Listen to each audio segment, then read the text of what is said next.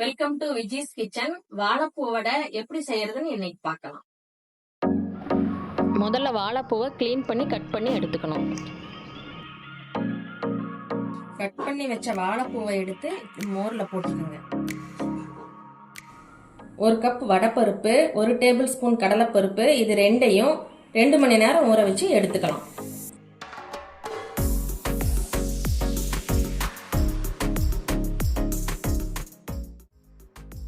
இப்போ வடைப்பருப்பு பாருங்க நல்லா ஊறிடுச்சு. ஒரு கையளவு பருப்பு எடுத்து தனியா வச்சுக்கோங்க.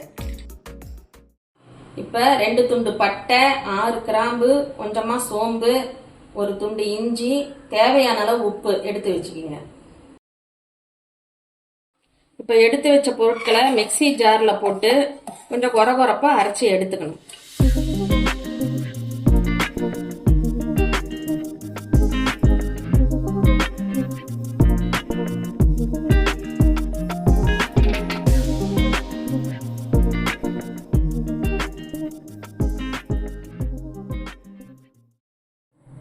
அரைச்சி வச்ச பருப்பு கூட எடுத்து வச்ச முழு பருப்பு, வேக வச்ச வாழைப்பூ,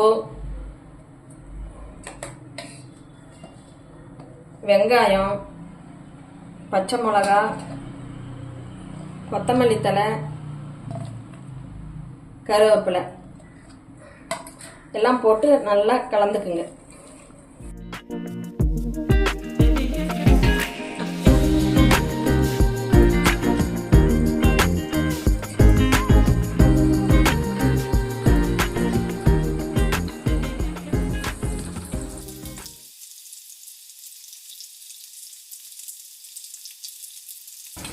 இந்த மாதிரி பொன்னிறமா வந்ததும் எடுத்துடணும்.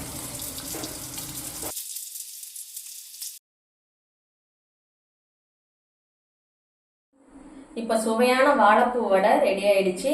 இதை நீங்க வீட்டுல செஞ்சு பார்த்துட்டு எப்படி இருக்குன்னு எனக்கு கமெண்ட்ஸ்ல சொல்லுங்க.